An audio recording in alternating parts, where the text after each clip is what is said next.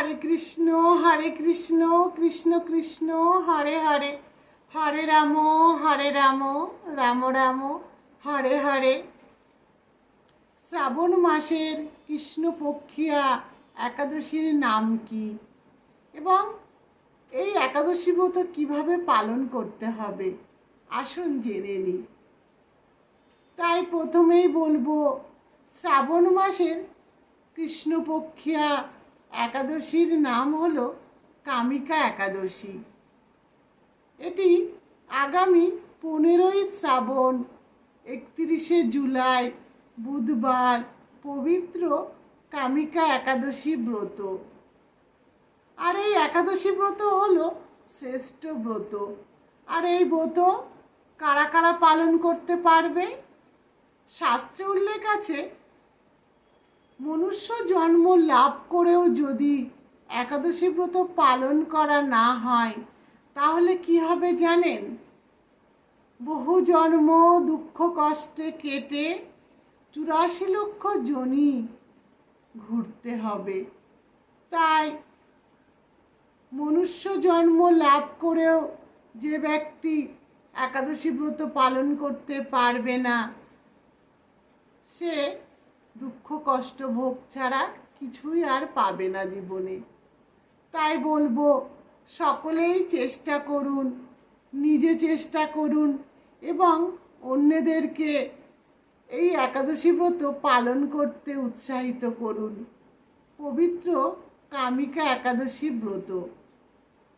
এই একাদশী ব্রত 8 থেকে 80 যে কোনো বয়সের নারী পুরুষ সকলেই এই একাদশী ব্রত পালন করতে পারবেন। আর একাদশীর দিন ভোরবেলা ঘুম থেকে উঠে কি করতে হবে? আমাদের স্নান করে শুদ্ধ বস্ত্র পরিধান করে ভগবান শ্রী বিষ্ণুর কাছে আমাদেরকে সংকল্প নিতে হবে। কি বলতে হবে ভগবানকে? হে ভগবান, আমি আজ এই পবিত্র কামিকা একাদশী ব্রত পালন করতে যাচ্ছি। তুমি আমায় আশীর্বাদ করো, তুমি আমায় কৃপা করো, আমি যেন সঠিকভাবে সুষ্ঠুভাবে এই একাদশী ব্রত পালন করতে পারি। তো আমরা যদি ভগবানের কাছে সংকল্প করি তাহলে ভগবান অবশ্যই আমাদেরকে কৃপা করবেন। তাই সকাল সকাল স্নান করে ভগবানের কাছে সংকল্প করে তারপর কি করতে হবে?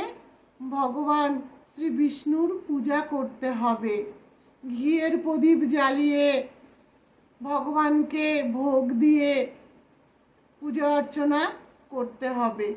আর এতে ভগবান শ্রী বিষ্ণু খুশি হবেন, আমাদেরকে কৃপা করবেন। আবার মনে রাখতে হবে যে এই একাদশীর দিনে বেশি বেশি করে কৃষ্ণ নাম হরি নাম করতে হবে, গীতা পাঠ করতে হবে। অশান্তি ঝামেলা গণ্ডগোল এগুলো থেকে বিরত থাকতে হবে। নিজের মনকে ভগবানের পাশেই রাখতে হবে। কিভাবে?